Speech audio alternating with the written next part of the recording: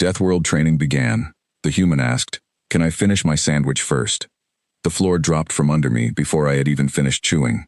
Heat rolled up from vents hidden in the deck, thick and sulfur-heavy, and somewhere above the fake sky, a recorded roar shook the rafters like it wanted to prove a point.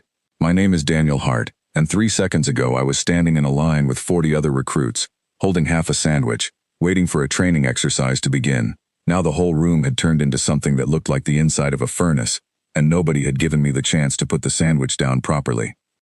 I took another bite anyway. Around me, the other recruits were already falling apart. A tall, thin being named Sorrel, from a moon with barely any gravity at all, dropped to his knees the moment the simulated weight of the chamber tripled.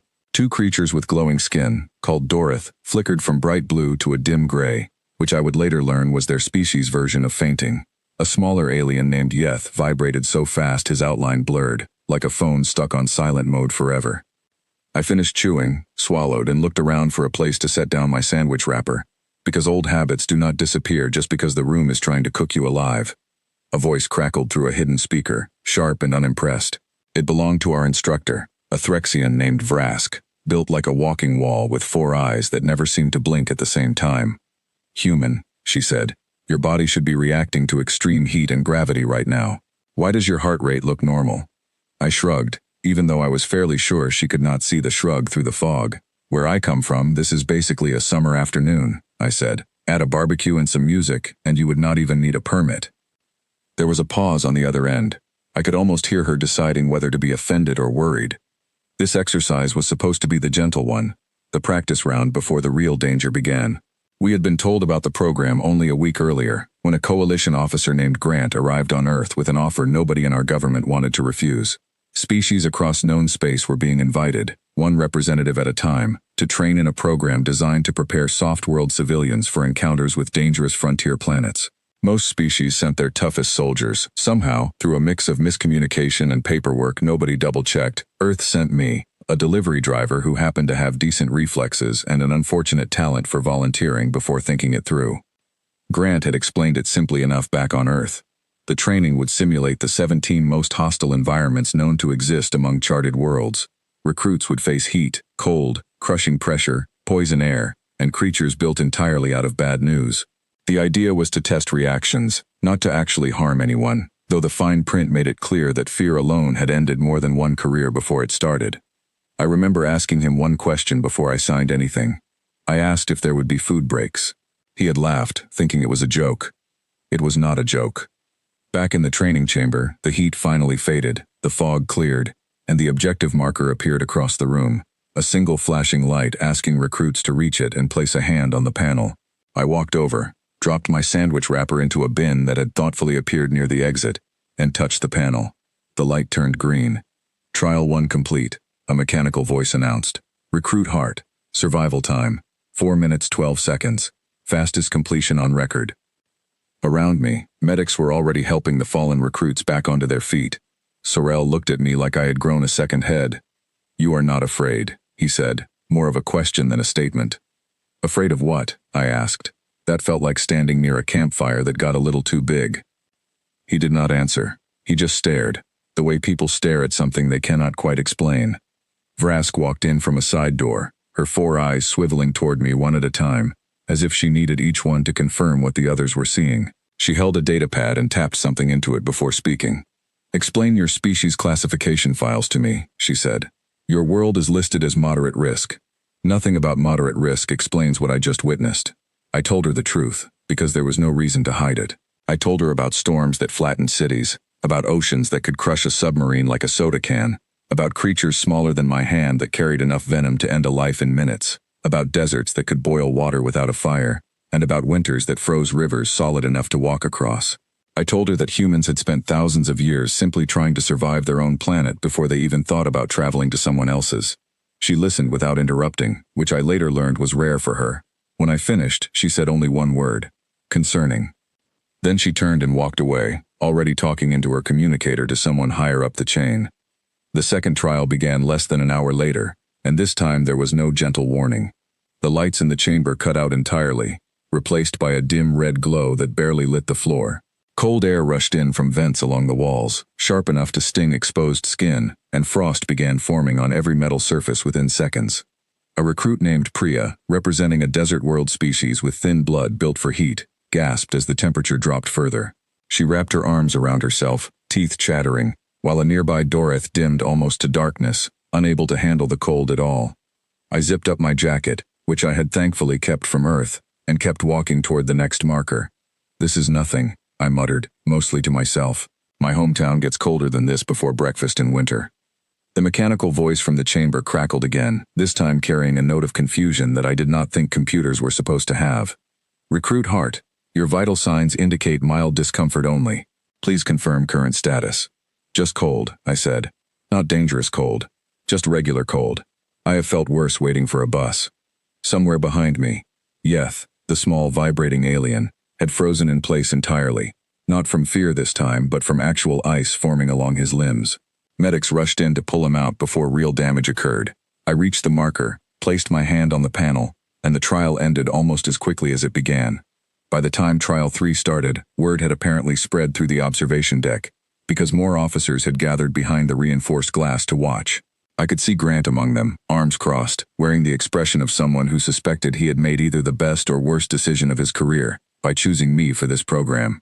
Trial 3 involved poison gas, a green mist that flooded the chamber and made most species collapse within seconds unless they were wearing full protective gear. I had been issued a simple filtration mask before entering, standard equipment for every recruit. Most of the others struggled even with masks, coughing and stumbling as the gas seeped through weak points in their suits. I walked through it like it was morning fog. "The mask helps," I admitted through the comm, "but honestly this smells better than the chemical plant near my old apartment. At least this stuff has a scent warning built in." Vrask, now watching from the control room instead of the floor, asked a question that seemed to genuinely bother her. "Do all humans behave this way, or are you simply unusual for your species?" I thought about it honestly before answering. "Some of us panic more than others," I admitted, "but most of us grew up learning to survive things that would kill other species without even trying. It just becomes normal after a while." She said nothing, but I noticed her tapping notes into her datapad far more than she had during any previous trial. The fourth trial changed the rules entirely. Instead of environmental danger, the chamber released a creature, a large armored predator, built to test combat readiness under pressure. It moved fast, faster than anything I had trained against, with claws long enough to tear through standard recruit armor.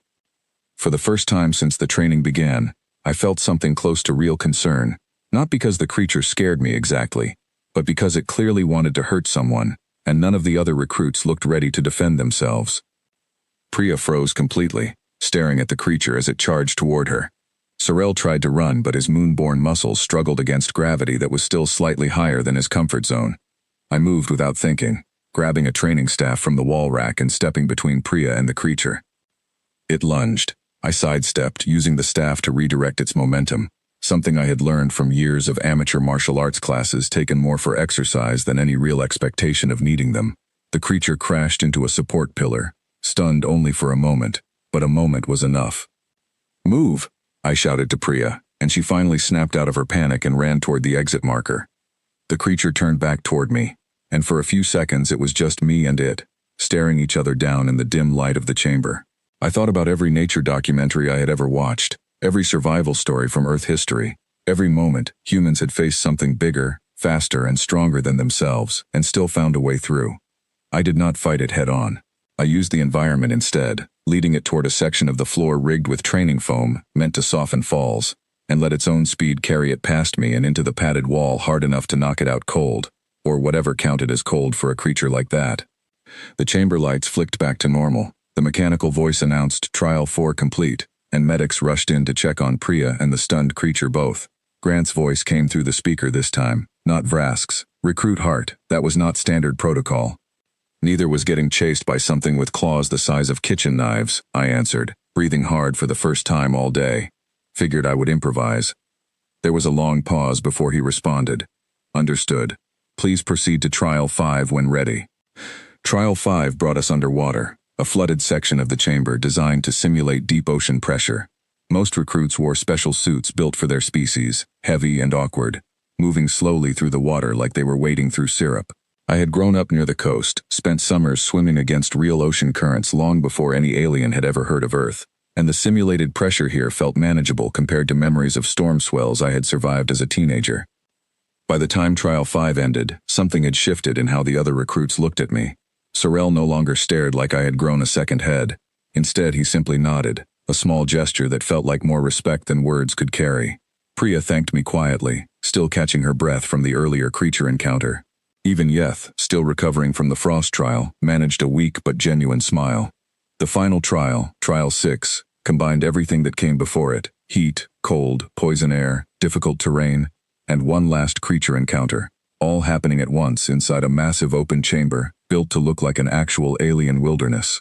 This was the true test, the one meant to separate recruits who could survive isolated dangers from those who could handle everything at once, the way real frontier planets often threw multiple threats together without warning. I stepped into the chamber first, mostly because nobody else volunteered to go ahead, and the environment hit all at once, exactly as promised. Heat baked one side of the room while cold wind howled from vents on the other, forcing my body to adjust constantly between extremes. Green mist drifted low across the ground, thick enough that I kept my mask sealed tight the entire time. Jagged rock formations blocked direct paths, forcing careful footing over uneven, dangerous ground. Then the creature returned, larger this time, faster, clearly upgraded after learning from its earlier defeat. I gathered the other recruits together near the entrance, remembering lessons from every disaster movie and survival guide I had ever half paid attention to back on Earth. We are stronger together than alone, I told them, and for the first time, they actually listened. Sorel took point on navigation, since his species had excellent night vision suited for the dim lighting. Priya handled temperature regulation gear for the group, adjusting settings faster than anyone else could manage. Yeth, once he calmed his vibrating nerves, turned out to have incredible reflexes perfect for dodging obstacles. The Dorith recruits, working together, created small pulses of light that helped guide everyone through the thickest patches of mist. I took the lead against the creature itself, using lessons learned from the earlier encounter, staying mobile, using the terrain instead of fighting directly, and trusting the group to handle their assigned tasks while I bought time. The creature charged twice, missing both times as I led it through narrow gaps between rock formations too tight for its bulk to follow quickly. On the third attempt, working together with Yeth's quick reflexes, we guided it directly into a natural rock formation that trapped it long enough for the rest of the group to reach the final marker safely. I sprinted the last stretch myself, diving toward the panel just as the creature broke free behind me, and slammed my hand against it with barely a second to spare. Trial 6 complete, the mechanical voice announced. Full training sequence finished. All recruits accounted for. The chamber lights returned to normal, gentle and warm, nothing like the dangers we had just faced. Medics rushed in, checking everyone carefully, though remarkably nobody required serious treatment this time, a first for the entire program according to the officer supervising medical response. Vrask walked onto the floor personally, her 4 eyes finally settling into something that almost looked like respect. She stopped in front of me, studying me for a long moment before speaking. "Your species classification will require updating," she said. "Moderate risk does not adequately describe what I witnessed today." I wiped sweat from my forehead, still catching my breath from the sprint.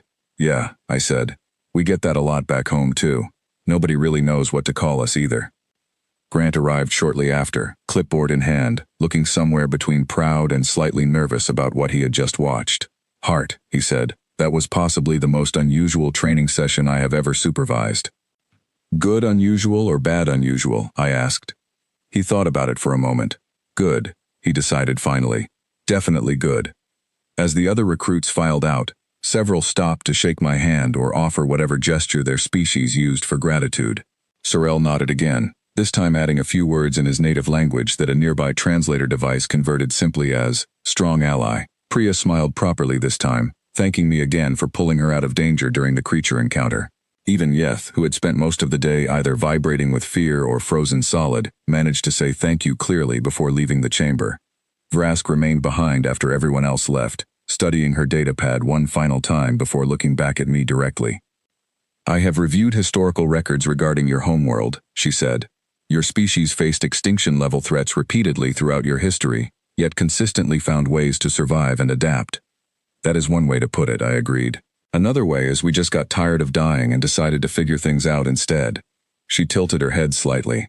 A gesture I had learned meant something close to genuine curiosity for her species. "Why does your world classify itself as moderate risk then?" Honestly, I said, I think whoever wrote that file never actually visited. She made one final note on her datapad before turning to leave. Perhaps someone should, she said, almost to herself, before walking out through the same door Grant had used earlier. I stood alone in the quiet chamber for a moment, looking around at the space that had tested heat, cold, poison, pressure, and creatures without managing to slow me down for more than a few seconds at a time. It occurred to me then that none of it had actually felt as dangerous as the officers seemed to think it should. Maybe that was the real lesson buried inside everything that happened that day.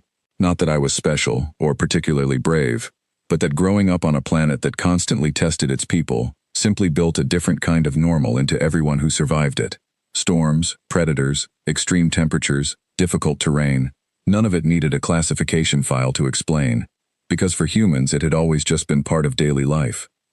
As I walked out of the chamber toward the recovery area, already thinking about whether the mess hall might have more sandwiches waiting, I realized the training program had changed something important that day, not just for me, but for how an entire alliance of species might eventually understand what Earth truly represented among the stars. Grant caught up with me near the exit, matching my pace as we walked together. Command wants a full report on today, he said. They are going to want you back for advanced trials eventually. Fine by me, I answered. Just make sure there is food nearby next time. Turns out surviving alien Deathworld simulations works up quite an appetite. He laughed properly this time, the tension of the day finally breaking into something lighter. I will make a note of that, he said. Behind us, through the reinforced glass of the observation deck, I could still see officers reviewing footage from the day, pointing at screens, discussing something with clear excitement in their movements. Whatever they were planning next, I had a feeling Earth's file was about to get a lot longer, and a lot more accurate. For now, though, all I wanted was that second sandwich, and something told me nobody in this entire alliance was going to argue with me about it.